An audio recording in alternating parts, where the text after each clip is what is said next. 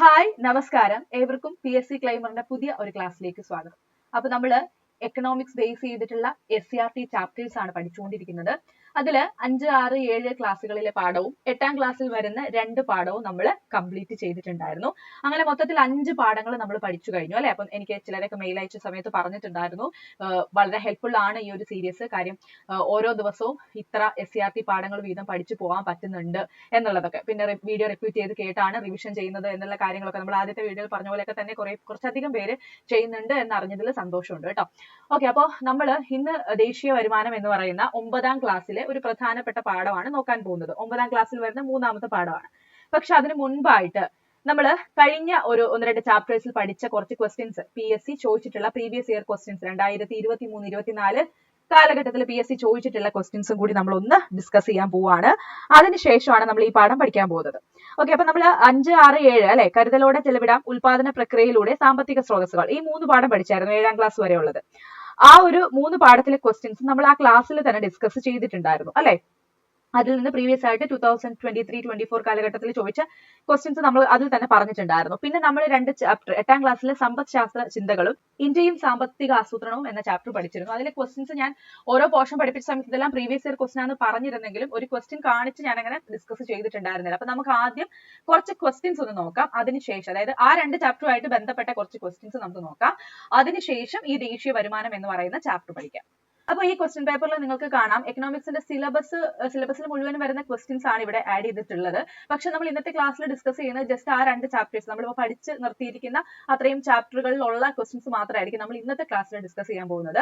നമ്മുടെ ഈ ഒരു SCRT സീരീസ് കംപ്ലീറ്റ് ആയതിനു ശേഷം PSC ഒരു 2021-22 കാലഘട്ടം തൊട്ട് ഇങ്ങോട്ട് 24 വരെ ചോദിച്ചിട്ടുള്ള എല്ലാ ക്വസ്റ്റ്യൻസും വെച്ചിട്ടുള്ള ഒരു ക്ലാസ് നമുക്ക് ചെയ്യാം. ഇപ്പൊ തൽക്കാലം നമ്മൾ SCRT പഠിപ്പിച്ച പാഠങ്ങൾ വെച്ചിട്ടുള്ള ക്വസ്റ്റ്യൻസ് മാത്രമേ ഞാൻ ഡിസ്കസ് ചെയ്യുന്നുള്ളൂ. ഓക്കെ, അപ്പോ ഇവിടെ നമുക്ക് അങ്ങനെയാണെങ്കിൽ ആദ്യമായിട്ട് നോക്കാനുള്ള ഒരു ക്വസ്റ്റ്യൻ എന്ന് പറയുന്നത് ഇവിടെ നോക്കിക്കേ, 14ാമത്തെ ക്വസ്റ്റ്യൻ ആണ്.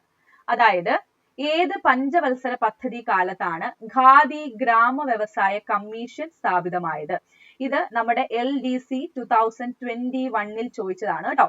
അപ്പോ ഏത് പഞ്ചവത്സര പദ്ധതി കാലത്താണ് ഖാദി ഗ്രാമ വ്യവസായ കമ്മീഷൻ സ്ഥാപിതമായത്? ഇത് ശരിക്കും പറഞ്ഞാൽ നമ്മുടെ SCRT ഉണ്ടായിരുന്നില്ല. അതായത് പഞ്ചവത്സര പദ്ധതികളെ പറ്റി പറയുന്ന ടോപ്പിക്കിലും SCRT ഇത് കൊടുത്തിട്ടില്ല. പക്ഷെ നമുക്കൊരു ഹിന്റ് ഉണ്ട്. വ്യവസായം എന്ന് പറയുമ്പോഴേ നമുക്കറിയാം വ്യവസായത്തിന് പ്രാധാന്യം കൊടുത്ത പദ്ധതി ഏതായിരുന്നു? 2ാം പഞ്ചവത്സര പദ്ധതിയായിരുന്നു. സോ ഇവിടെ കറക്റ്റ് ആൻസർ ഏതാണ്? ഓപ്ഷൻ B ആണ് വരുന്നത്. പിന്നെ അടുത്ത ഒരു ക്വസ്റ്റ്യൻ ചോദിച്ചിരിക്കുന്നത് ഇതാണ്, 18ാമത്തെ ക്വസ്റ്റ്യൻ ആണ്. നീതി ആയോഗിന്റെ ഇപ്പോഴത്തെ ഉപാധ്യക്ഷൻ ആര് എന്നാണ് ചോദിച്ചിട്ടുള്ളത്.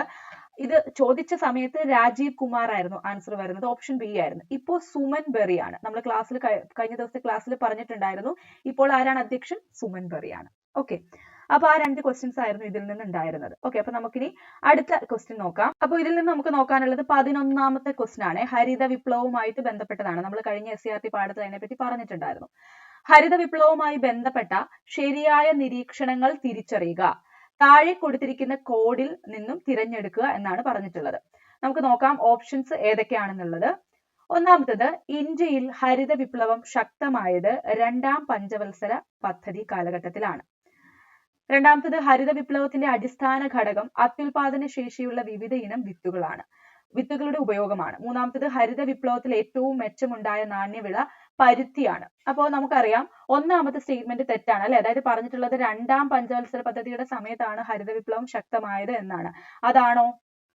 നമുക്കറിയാം 3ാം പഞ്ചവത്സര പദ്ധതിയുടെ സമയത്തായിരുന്നു ഹരിത വിപ്ലവത്തിന് തുടക്കം കുറിച്ചത് അല്ലെ. അതായത് 3ാം പഞ്ചവത്സര പദ്ധതിയുടെ കാലഘട്ടം എന്ന് പറയുന്നത് എന്നായിരുന്നു?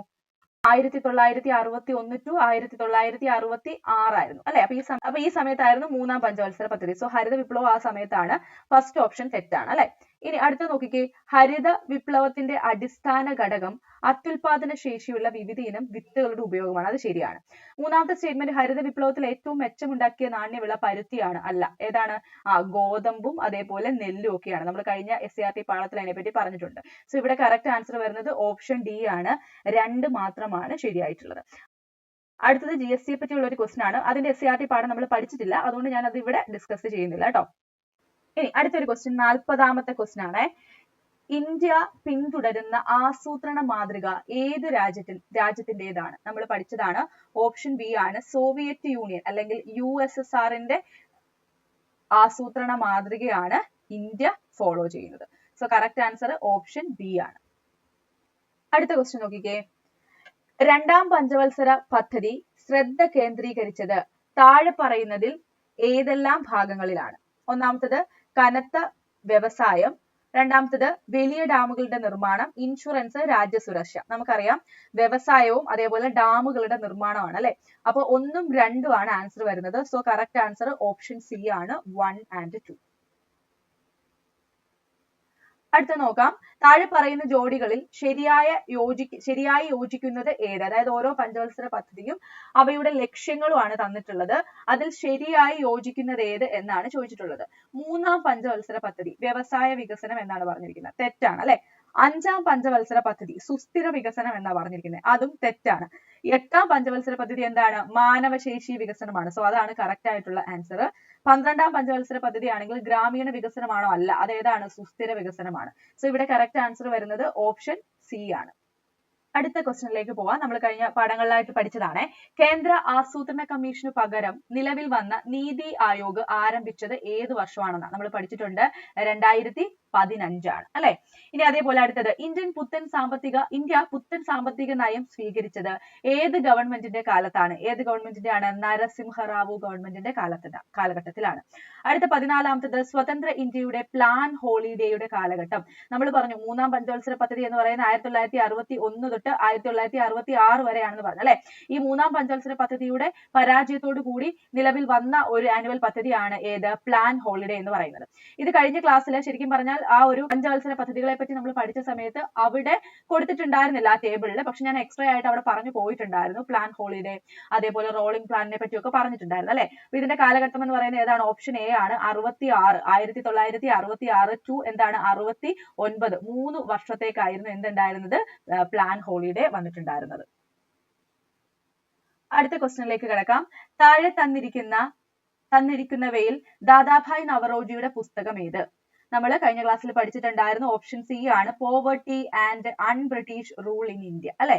ഇനി 12ാമത്തത് നീതി ആയോഗിന്റെ ഇപ്പോഴത്തെ വൈസ് ചെയർമാൻ ആര്? ഇത് ഏതാണ്? ഉപാധ്യക്ഷൻ തന്നെയാണ് കേട്ടോ. ഉപാധ്യക്ഷനെ തന്നെയാണ് വൈസ് ചെയർമാൻ എന്ന് പറയുന്നത്. സോ അന്നത്തെ ആൻസർ വരുന്നത് രാജീവ് കുമാർ ആണ്. പക്ഷെ ഇപ്പൊ നമ്മൾ പറഞ്ഞു മാറിയിട്ടുണ്ട്. ആരാണ്? സുമൻ ബെറി ആണ്.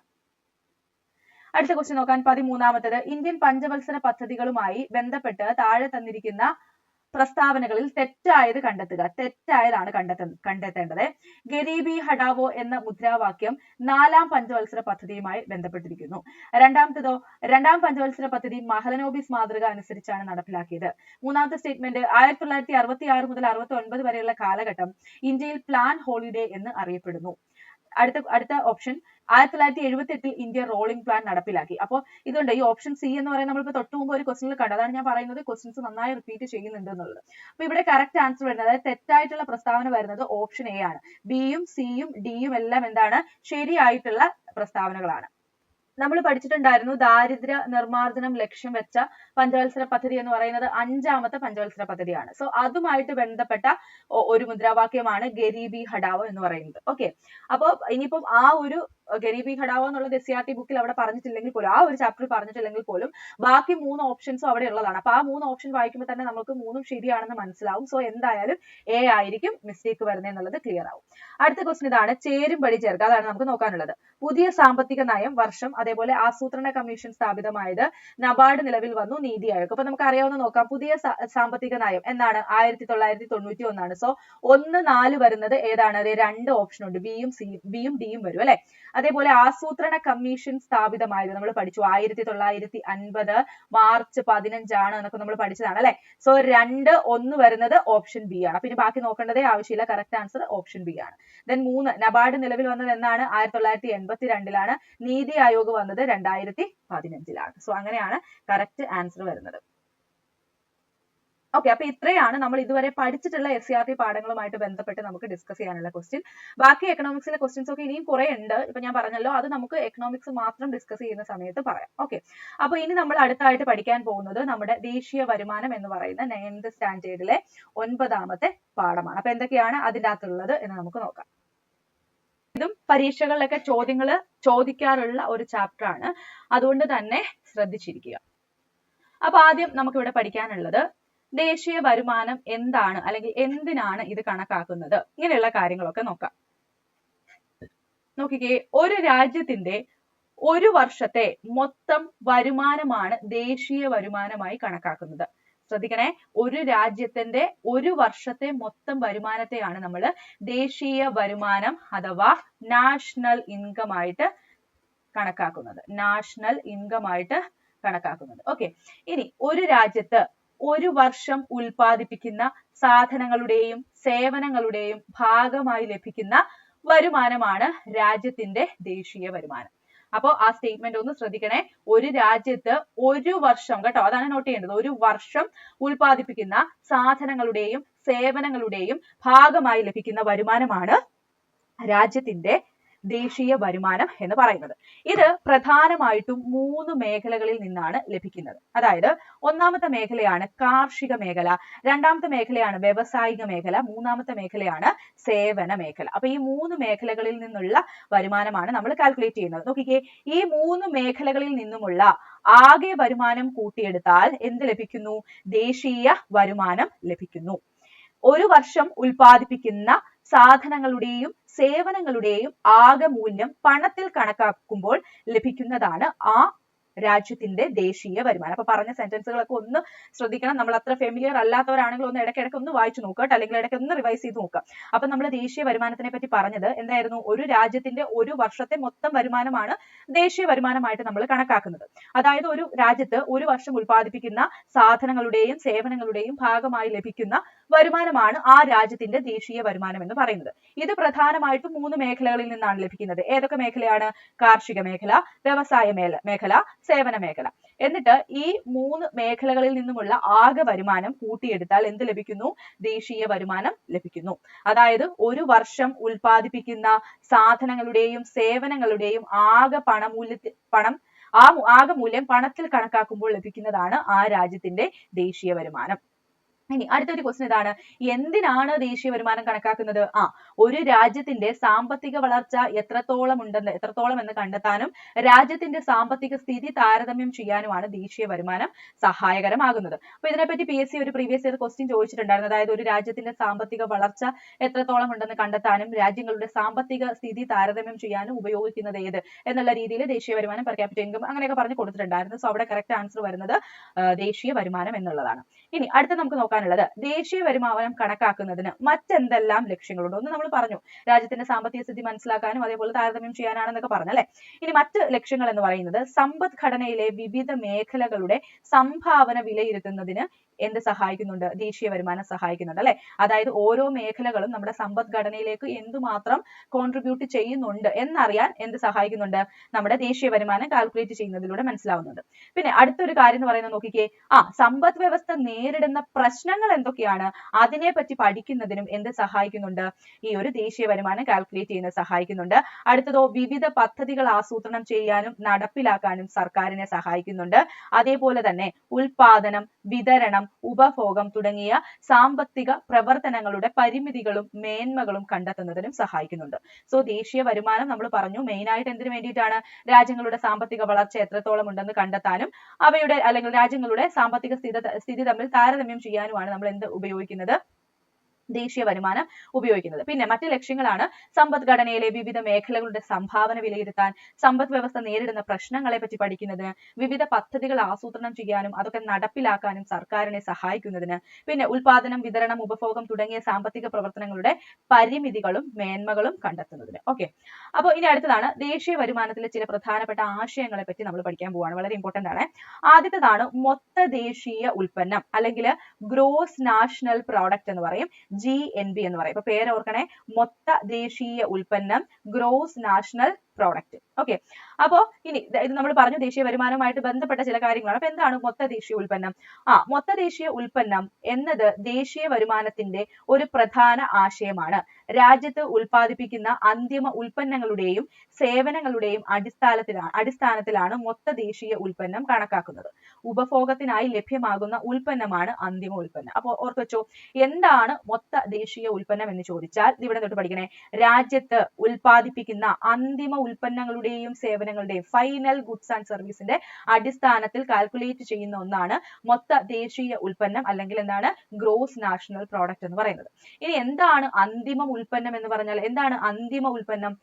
അന്തിമ ഉൽപ്പന്നം എന്ന് പറഞ്ഞാൽ ഉപഭോഗത്തിന് വേണ്ടിയിട്ട് ലഭ്യമാവുന്നത് എല്ലാ പ്രോസസ്സും കഴിഞ്ഞ് അവസാനമായിട്ട് നമുക്ക് ഉപഭോഗത്തിന് വേണ്ടിയിട്ട് ലഭിക്കുന്ന ആ ഫൈനൽ പ്രോഡക്റ്റിനെയാണ് നമ്മൾ അന്തിമ ഉൽപ്പന്നം എന്ന് പറയുന്നത്. പിന്നെ ഇവിടെ പറയുന്നുണ്ട്, അതായത് ഷർട്ട് നിർമ്മിക്കാൻ നമ്മൾ ഉപയോഗിക്കുന്ന തുണി, നൂല്, ബട്ടൺസ് പോലുള്ള അസംസ്കൃത വസ്തുക്കൾ ഉപയോഗിച്ചാണ് നമ്മൾ ഷർട്ട് നിർമ്മിക്കുന്നത്. അപ്പൊ ഇവിടെ ഉപഭോഗത്തിനായിട്ടുള്ള ഷർട്ടാണ് അന്തിമ ഉൽപ്പന്നം എന്ന് പറയുന്നത്. അന്തിമ ഉൽപ്പന്നങ്ങളുടെ പണമൂല്യമാണ് എന്തായിട്ട് നോക്കുന്നത്? മൊത്ത ദേശീയ ഉൽപ്പന്നമായിട്ട് കണക്കാക്കുമ്പോൾ സ്വീകരിക്കുന്നത്. ഓക്കെ, ഇനി അടുത്തൊരു കാര്യം നോക്കണേ. ഉൽപ്പാദിപ്പിക്കപ്പെടുന്ന അന്തിമ സാധനങ്ങളുടെയും സേവനങ്ങളുടെയും പണമൂല്യം, അതായത് മണി വാല്യൂ ആണ് മൊത്ത ദേശീയ ഉൽപ്പന്നം. അപ്പൊ മൊത്ത ദേശീയ ഉൽപ്പന്നം എന്ന് പറഞ്ഞാൽ എന്താണ്? ഉൽപ്പാദിപ്പിക്കപ്പെടുന്ന അന്തിമ സാധനങ്ങളുടെയും സേവനങ്ങളുടെയും പണമൂല്യമാണ് മൊത്ത ദേശീയ ഉൽപ്പന്നം എന്ന് പറയുന്നത്. നമുക്കറിയാം ഒരു വർഷത്തേക്കാണ് ഇത് കാൽക്കുലേറ്റ് ചെയ്യുന്നത്. നമ്മൾ ആദ്യം തന്നെ അത് പറഞ്ഞു അല്ലെ. പിന്നെ ഇന്ത്യയിൽ അപ്പോൾ സാമ്പത്തിക വർഷം നമ്മൾ കഴിഞ്ഞ ഒരു ചാപ്റ്ററിൽ പഠിച്ചതാണ്, PSC ചോദിച്ചിട്ടുണ്ട്. ഏപ്രിൽ 1 മുതൽ മാർച്ച് 31 വരെയാണ് ഇന്ത്യയിലെ ഒരു സാമ്പത്തിക വർഷം എന്ന് പറയുന്നത്. നമ്മൾ GNB പറ്റിയായിരുന്നു ഇപ്പൊ പഠിച്ചത് അല്ലെ. GNB പറ്റിയായിരുന്നു നമ്മൾ ആദ്യമായിട്ട് പഠിച്ചത്. ഇനി രണ്ടാമതായിട്ട് നമുക്ക് പഠിക്കാനുള്ളത് GDP പറ്റിയാണ്. ഇതിൽ കറണ്ട് അഫയേഴ്സിൽ നിന്ന്, അതായത് 2020-21 കാലഘട്ടത്തിൽ GDP ആയിട്ട് റിലേറ്റ് ചെയ്ത് കുറച്ച് കറണ്ട് അഫയേഴ്സ് ഒക്കെ ഉണ്ട്. അതിൽ നിന്നും PSC ചോദ്യം ചോദിക്കാറുണ്ട്. പക്ഷെ ഞാൻ ഇവിടെ അതിനെപ്പറ്റി പറയുന്നില്ല, കാര്യം ഇത് ഒരുപാട് എക്സ്പ്ലെയിൻ ചെയ്യേണ്ടി വരും. നമുക്കത് വേറൊരു ക്ലാസ് ആയിട്ട് ചെയ്യാം. ഇപ്പൊ നോക്കിക്കോ, മൊത്ത ആഭ്യന്തര ഉൽപ്പന്നം അഥവാ ഗ്രോസ് ഡൊമസ്റ്റിക് പ്രോഡക്റ്റ് അല്ലെങ്കിൽ GDP എന്ന് പറയും. മേഖലകൾ തിരിച്ചുള്ള സാമ്പത്തിക വിശകലനത്തിന് ദേശീയ വരുമാനത്തിന്റെ ഏറ്റവും ഉചിതമായ ആശയമാണ് മൊത്ത ആഭ്യന്തര ഉൽപ്പന്നം അഥവാ GDP. അതായത് മേഖലകൾ തിരിച്ച് നമുക്ക് സാമ്പത്തിക വിശകലനം ചെയ്യണമെങ്കിൽ അതിന് ഏറ്റവും പറ്റിയ ഒരു മെത്തേഡാണ് ഏത്? ഈ മൊത്ത ആഭ്യന്തര ഉൽപ്പന്നം കണക്കാക്കുക എന്നുള്ളത്. അപ്പൊ നോക്കിക്കോ, ഒരു സാമ്പത്തിക വർഷത്തിൽ രാജ്യത്തിന്റെ ആഭ്യന്തര അതിർത്തിക്കുള്ളിൽ ഉൽപ്പാദിപ്പിക്കപ്പെടുന്ന സാധനങ്ങളുടെയും സേവനങ്ങളുടെയും ആകെ പണമൂല്യമാണ് മൊത്ത ആഭ്യന്തര ഉൽപ്പന്നം. ഇതും എന്താണ്? ഒരു വർഷമാണ് അല്ലെ, ഒരു സാമ്പത്തിക വർഷത്തിനെ വെച്ചിട്ടാണ് പറയുന്നത്. ഒരു സാമ്പത്തിക വർഷത്തില് രാജ്യത്തിന്റെ ആഭ്യന്തര അതിർത്തിക്കുള്ളിൽ ഉൽപ്പാദിപ്പിക്കപ്പെടുന്ന സാധനങ്ങളുടെയും സേവനങ്ങളുടെയും ആകെ പണമൂല്യമാണെന്ന് പറഞ്ഞു. അപ്പൊ ഇവിടെ ഒരു കാര്യം നോട്ട് ചെയ്യണം, അതായത് വിദേശത്ത് ജോലി ചെയ്യുന്ന വ്യക്തികളുടെ വരുമാനം, വിദേശ രാജ്യങ്ങളിൽ പ്രവർത്തിക്കുന്ന സ്ഥാപനങ്ങളുടെയും സംരംഭങ്ങളുടെയും ലാഭം തുടങ്ങിയവ ഇവയിൽ ഉൾപ്പെടുത്തുന്നില്ല എന്നുള്ള കാര്യം ഓർത്തു വെക്കണം. ഏതില്? GDP-യിൽ അതൊന്നും ഉൾപ്പെടുത്തുന്നില്ല. അതേസമയം GNB-യിൽ അത് വരുന്നുണ്ട് കേട്ടോ. മൊത്ത ദേശീയ ഉൽപ്പന്നത്തിൽ അത് വരുന്നുണ്ട്, പക്ഷെ GDP-യിൽ അത് വരുന്നില്ല. ഉദാഹരണം ഇവിടെ പറയുവാണ്, ഒരു ഇന്ത്യൻ സ്ഥാപനം അമേരിക്കയിൽ പ്രവർത്തിക്കുന്നു എന്നിരിക്കട്ടെ. അങ്ങനെയാണെങ്കിൽ ആ സ്ഥാപനത്തിന്റെ ലാഭം അമേരിക്ക GDP-യിൽ ഉൾപ്പെടുത്തുമ്പോൾ ഇന്ത്യ അത് എവിടെയാണ് ഉൾപ്പെടുത്തുന്നത്? GNB-യിലാണ് ഉൾപ്പെടുത്തുന്നത്. അതായത് ഇന്ത്യയിൽ മൊത്ത ആഭ്യന്തര ഉൽപ്പന്നം കണക്കാക്കുമ്പോൾ ഇത്തരം വരുമാനം എന്ത് ചെയ്യുന്നുണ്ട്? ഒഴിവാക്കുന്നുണ്ട്. അപ്പൊ വിദേശത്ത് ജോലി ചെയ്യുന്നവരുടെ വരുമാനം, വിദേശ രാജ്യങ്ങളിൽ പ്രവർത്തിക്കുന്ന സ്ഥാപനങ്ങളുടെയും സംരംഭങ്ങളുടെയൊക്കെ ലാഭമൊന്നും ഏതിൽ ഉൾപ്പെടുത്തുന്നില്ല? GDP-യിൽ ഉൾപ്പെടുത്തുന്നില്ല. വേറെ അത് GNB-യിൽ നമ്മൾ കാൽക്കുലേറ്റ് ചെയ്യാൻ വേണ്ടിയിട്ട് ഉപയോഗിക്കുന്നുണ്ട്. ഓക്കെ, അപ്പൊ അതാണ് മൊത്ത ആഭ്യന്തര ഉൽപ്പന്നം അഥവാ ഗ്രോസ് ഡൊമസ്റ്റിക് പ്രോഡക്റ്റ് GDP എന്ന് പറയുന്നത്. അടുത്തതോ അറ്റ ദേശീയ ഉൽപ്പന്നം അല്ലെങ്കിൽ നെറ്റ് നാഷണൽ പ്രോഡക്റ്റ് NNP എന്ന് പറയും. എന്താണ് അറ്റ ദേശീയ ഉൽപ്പന്നം? നോക്കിക്കേ, ഇവിടെ ഒരു എക്സാമ്പിളിലൂടെ പറയുന്നുണ്ട്. നിങ്ങൾ ഈ വർഷം ഒരു കമ്പ്യൂട്ടർ വാങ്ങി ഉപയോഗിച്ച് അടുത്ത വർഷം വിറ്റാൽ അതിന് വാങ്ങിയ വില തന്നെ ലഭിക്കുമോ? ഇല്ലല്ലേ. എന്തുകൊണ്ടാണ് ലഭിക്കാത്തത്? അതുപോലെ യന്ത്ര സാമഗ്രികളും മറ്റു സാധനങ്ങളും ഒക്കെ ഉപയോഗിക്കുമ്പോൾ പഴക്കം കൊണ്ട് തേയ്മാനം സംഭവിക്കുന്നു. ഈ തേയ്മാനം പരിഹരിക്കാൻ ആവശ്യമായ ചെലവിനെ തേയ്മാന ചെലവ് എന്ന് വിശേഷിപ്പിക്കുന്നു. ദേശീയ വരുമാനം കണക്കാക്കുമ്പോൾ ഇത്തരം തേയ്മാന ചെലവുകൾ പരിഗണിക്കാറുണ്ട്. മൊത്ത ദേശീയ ഉൽപ്പന്നത്തിൽ, അതായത് GNB-യിൽ നിന്ന് തേയ്മാന ചെലവ് കുറയ്ക്കുമ്പോൾ ലഭ്യമാകുന്നതിനെയാണ് അറ്റ ദേശീയ ഉൽപ്പന്നം NNP എന്ന് പറയുന്നത്. അതായത് NNP എന്ന് പറഞ്ഞാൽ എന്താണ്? നമ്മുടെ GNB എടുക്കുക, മൊത്ത ദേശീയ ഉൽപ്പന്നം എടുക്കുക, അതിൽ നിന്ന് എന്താണ്? മൈനസ് തേയ്മാന ചെലവ്.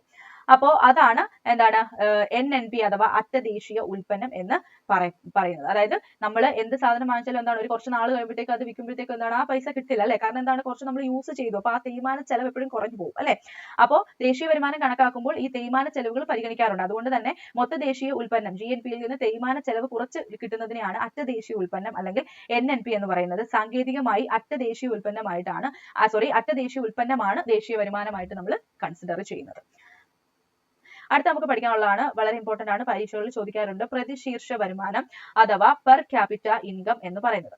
ദേശീയ വരുമാനത്തെ രാജ്യത്തെ മൊത്തം ജനസംഖ്യ കൊണ്ട് ഹരിക്കുമ്പോൾ കിട്ടുന്നതാണ് പ്രതിശീർഷ വരുമാനം അല്ലെങ്കിൽ ആളോഹരി വരുമാനം. ആളോഹരി വരുമാനം, ആ ഒരു വാക്കും കൂടെ ഒന്ന് ശ്രദ്ധിച്ചു വെച്ചേക്കണം കേട്ടോ. അപ്പൊ ദേശീയ വരുമാനത്തിനെ എടുത്തിട്ട് മൊത്തത്തിലുള്ള ജനസംഖ്യ കൊണ്ട് ഹരിച്ചു കഴിഞ്ഞാൽ കിട്ടുന്നതാണ് എന്ത്? പ്രതിശീർഷ വരുമാനം എന്ന് പറയുന്നത്. കണ്ടോ, പ്രതിശീർഷ വരുമാനം എന്ന് പറയുന്നത് ദേശീയ വരുമാനം ഡിവൈഡഡ് ബൈ ആകെ ജനസംഖ്യ. അപ്പം ഇതാണ് എന്ത്? പെർ ക്യാപിറ്റ ഇൻകം അഥവാ പ്രതിശീർഷ വരുമാനം എന്ന് പറയുന്നത്. എന്താണ്? ദേശീയ വരുമാനം ഡിവൈഡഡ് ബൈ ആകെ ജനസംഖ്യ. അടുത്തത് ദേശീയ വരുമാനം കണക്കാക്കുന്നത് എങ്ങനെ? ദേശീയ വരുമാനത്തെ അടിസ്ഥാനമാക്കിയാണ് ഒരു രാജ്യത്തിന്റെ സാമ്പത്തിക സ്ഥിതി കണക്കാക്കുന്നത്. സാമ്പത്തിക അഭിവൃദ്ധിക്ക് ഉൽപാദനം വർദ്ധിപ്പിക്കേണ്ടത് അനിവാര്യമാണ്. ഉൽപാദനം വർദ്ധിപ്പിക്കുമ്പോൾ ഉൽപാദന ഘടകമായിട്ടുള്ള ഭൂമി, തൊഴിൽ, മൂലധനം, സംഘാടനം എന്നിവയുടെ പ്രതിഫലവും വർദ്ധിക്കുന്നു. പ്രതിഫലങ്ങളായ പാട്ടം, കൂലി, പലിശ, ലാഭം എന്നിവ വർദ്ധിക്കുന്നതിന്റെ ഫലമായി ഉപഭോഗത്തിനും നിക്ഷേപത്തിനും കൂടുതൽ തുക ചെലവഴിക്കുന്നു. ഉൽപാദനം, വരുമാനം, ചെലവ് എന്നിവ പരസ്പരം ബന്ധപ്പെട്ടിരിക്കുന്നു. ദേശീയ വരുമാനം കണക്കാക്കുന്നതിനുള്ള 3 രീതികൾ അവലംബിക്കുന്നു. അപ്പൊ ഇവിടെ പഠിക്കാനുള്ളതെന്ന് പറഞ്ഞാൽ ഇനി വരുന്നതാണ്. അതായത് നമ്മുടെ ദേശീയ വരുമാനം കണക്കാക്കാനായിട്ട് പ്രധാനമായിട്ടും 3 രീതികളിലൂടെയാണ് നമ്മൾ ദേശീയ വരുമാനം കണക്കാക്കുന്നത്. അതാണ് ഉൽപാദന രീതി, വരുമാന രീതി ആൻഡ് ചെലവ് രീതി. അപ്പൊ അതാണ് നമുക്ക് പഠിക്കാനുള്ളത്. നോക്കിക്കോ, ആദ്യം പറയുന്നത് ഉൽപാദന രീതി അഥവാ പ്രോഡക്റ്റ് മെത്തേഡെ പറ്റിയാണ്. നോക്കിക്കേ, പ്രാഥമിക, ദ്വിതീയ, തൃതീയ മേഖലകളിൽ ഉൽപ്പാദിപ്പിക്കപ്പെടുന്ന സാധനങ്ങളുടെയും സേവനങ്ങളുടെയും ആകെ പണമൂല്യം കണ്ടെത്തി ദേശീയ വരുമാനം കണക്കാക്കുന്ന രീതിയാണ് ഉൽപാദന രീതി അല്ലെങ്കിൽ പ്രോഡക്റ്റ് മെത്തേഡ് എന്ന് പറയുന്നത്.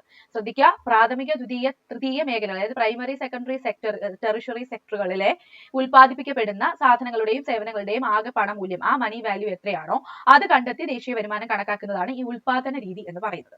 ദേശീയ വരുമാനത്തിൽ വിവിധ മേഖലകളുടെ പങ്കാളിത്തം എത്രത്തോളം ഉണ്ടെന്നും ഏത് മേഖലയാണ് കൂടുതൽ സംഭാവന ചെയ്യുന്നതെന്നും വിലയിരുത്താൻ ഉൽപാദന രീതി സഹായകമാണ്. അപ്പൊ അത് ശ്രദ്ധിച്ചോണേ. ഉൽപാദന രീതി എന്തിനു സഹായിക്കുന്നുണ്ട്? ദേശീയ വരുമാനത്തില് ഈ മേഖലകളുടെ, അതായത് വിവിധ മേഖലകളുടെ പങ്കാളിത്തം എത്രത്തോളം ഉണ്ടെന്ന് കണ്ടെത്താനും ഏത് മേഖലയാണ് കൂടുതൽ സംഭാവന ചെയ്യുന്നത്, ദേശീയ വരുമാനത്തിലേക്ക് ഏത് മേഖലയാണ് കൂടുതൽ സംഭാവന ചെയ്യുന്നത് എന്നുള്ളതൊക്കെ വിലയിരുത്താൻ ഈ ഉൽപാദന രീതിയാണ് ആവശ്യമായിട്ട് വരുന്നത്. അടുത്തതാണ് വരുമാന രീതി. ഉൽപാദന ഘടകങ്ങൾക്ക് ലഭിക്കുന്ന പ്രതിഫലമാണ് വരുമാനം. അത് നമ്മൾ പഠിച്ചതാണ് അല്ലെ. ഇനി ഉൽപാദന ഘടകങ്ങളിൽ നിന്ന് ലഭിക്കുന്ന വരുമാനം ഏതൊക്കെയാ? പാട്ടമുണ്ട്, വേതനമുണ്ട്, പലിശയുണ്ട്, ലാഭമുണ്ട്. അപ്പം ഇവയുടെ അടിസ്ഥാനത്തില് ദേശീയ വരുമാനം കണക്കാക്കുന്ന രീതിയാണ് എന്തെന്ന് വിളിക്കുന്നത്? വരുമാന രീതി എന്നതുകൊണ്ട് ഉദ്ദേശിക്കുന്നത്.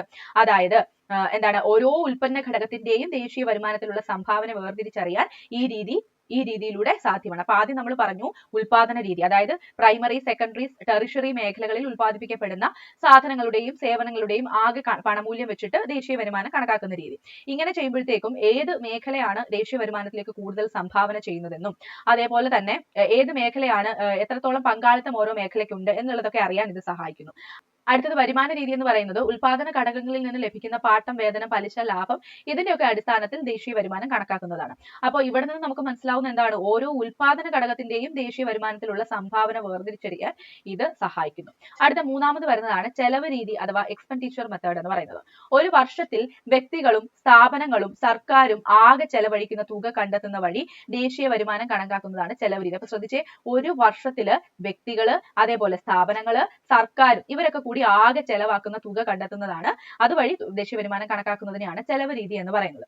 സാമ്പത്തിക ശാസ്ത്രത്തിൽ സാധനങ്ങളും സേവനങ്ങളും വാങ്ങുന്ന ചെലവിനോടൊപ്പം നിക്ഷേപവും ചെലവായാണ് കണക്കാക്കുന്നത്. ഇപ്പൊ സാമ്പത്തിക ശാസ്ത്രത്തില് സാധനങ്ങളും സേവനങ്ങളും വാങ്ങുന്ന ചെലവിനോടൊപ്പം നിക്ഷേപവും എന്താണ്? ഒരു ചെലവായിട്ടാണ് ആക്ച്വലി കണക്കാക്കുന്നത്. ഉപയോഗ ചെലവും അതേപോലെ നിക്ഷേപ ചെലവും അതേപോലെ സർക്കാർ ചെലവും കൂടി ചേരുമ്പോഴാണ് ആകെ ചെലവ് ലഭിക്കുന്നത്. അപ്പൊ അതൊന്ന് നോട്ട് ചെയ്തോണേ. എന്താ നമ്മൾ പറഞ്ഞത്? ആകെ ചെലവ് എന്ന് പറഞ്ഞാൽ എന്താണ്? ആകെ ചെലവ് ഈസ് ഈക്വൽ ടു ഉപഭോഗ ചെലവ് പ്ലസ് നിക്ഷേപ ചെലവ് പ്ലസ് സർക്കാർ ചെലവ്. അപ്പൊ അതൊന്ന് ഓർത്തിരുന്നോണേ. ഇനി അടുത്തതാണ് ഇന്ത്യയുടെ ദേശീയ വരുമാനം കണക്കാക്കുന്നതിനുള്ള പ്രയാസങ്ങൾ. ഓക്കെ, അപ്പൊ നോക്കിക്കോ, ഇന്ത്യയിൽ ദേശീയ വരുമാനം കണക്കാക്കുന്നതിനുള്ള സർക്കാർ agency central statistical office CSO ആണ്. ഏതാണ്? CSO ആണ്. ഇതിനെപ്പറ്റി നമ്മൾ കഴിഞ്ഞ ഒരു ചാപ്റ്ററിൽ ഇവരുടെ ലക്ഷ്യങ്ങളെ പറ്റി പഠിച്ചിട്ടുണ്ടായിരുന്നേ. മുഖ്യമായും സർക്കാരിന്റെ ആസൂത്രണ വികസന പ്രവർത്തനങ്ങൾക്ക് വേണ്ടിയാണ് CSO കണക്കെടുപ്പ് നടത്തുന്നത്. ജനങ്ങൾ ഏർപ്പെട്ടിരിക്കുന്ന തൊഴിലുകളുടെയും തൊഴിൽ മേഖലകളുടെയും സ്ഥിതി മനസ്സിലാക്കാൻ CSOയുടെ ദേശീയ വരുമാന കണക്കുകൾ സഹായിക്കുന്നു. ഉൽപാദന രീതി, വരുമാന രീതി, ചെലവ് രീതി എന്നീ 3 രീതികളിലും ഇന്ത്യയിൽ ദേശീയ വരുമാനം കണക്കാക്കാൻ ഉപയോഗിക്കുന്നു. അപ്പൊ നമ്മൾ പറഞ്ഞു 3 രീതികളുണ്ടെന്ന് പറഞ്ഞല്ലേ, ഏതൊക്കെയാണ്? ഉൽപാദന രീതി, അതേപോലെ വരുമാന രീതി, ചെലവ് രീതി. അപ്പൊ ഒരു പരീക്ഷയ്ക്ക് ഇങ്ങനെ ചോദിക്കാം, അതായത് ഇതിലിപ്പോ ഏതെങ്കിലും ഒരു രീതി എന്നിട്ട് ഇതിലൂടെ മാത്രമാണ് ദേശീയ വരുമാനം കണക്കാക്കുന്നതെന്ന് പറഞ്ഞാൽ ശരിയാണോ? തെറ്റാണ് അല്ലെ. ഉൽപാദന രീതിയിലൂടെയും വരുമാന രീതിയിലൂടെയും ചെലവ് രീതിയിലൂടെയും ഇന്ത്യയിൽ ദേശീയ വരുമാനം കണക്കാക്കുന്നുണ്ട്. പിന്നെ CSO എന്ന് പറഞ്ഞാൽ എന്താണ്? ഇന്ത്യയിലെ ദേശീയ വരുമാനം കണക്കാക്കുന്നതിനുള്ള സർക്കാർ ഏജൻസിയാണ്. മുഖ്യമായും സർക്കാരിന്റെ ആസൂത്രണ വികസന പ്രവർത്തനങ്ങൾക്ക് വേണ്ടിയിട്ടാണ് CSO കണക്കെടുപ്പ് നടത്തുന്നത്. പിന്നെ ജനങ്ങൾ ഏർപ്പെട്ടിരിക്കുന്ന തൊഴിലുകളുടെയും തൊഴിൽ മേഖലകളുടെയും സ്ഥിതി മനസ്സിലാക്കാൻ CSOയുടെ ദേശീയ വരുമാന കണക്കുകൾ സഹായിക്കുന്നുണ്ട്. ഇനി ഈ CSOനെ പറ്റിയിട്ട് നമ്മുടെ PSCയിൽ ലേറ്റസ്റ്റ് ആയിട്ട് നടന്ന ഒരു എക്സാമിൽ ഒരു ക്വസ്റ്റ്യൻ ചോദിച്ചിട്ട് പിന്നെ അത് ഫൈനൽ ആൻസർ കീ വന്ന സമയത്ത് അത് ഒഴിവാക്കിയിട്ടുണ്ടായിരുന്നു, അത് ഡിലീറ്റ് ചെയ്തിട്ടുണ്ടായിരുന്നു. എന്താണെന്ന് നമുക്ക് നോക്കാം. ക്വസ്റ്റ്യൻ ഇതായിരുന്നേ, ഇന്ത്യയിൽ ദേശീയ വരുമാനം കണക്കാക്കുന്ന സ്ഥാപനം ഏത്?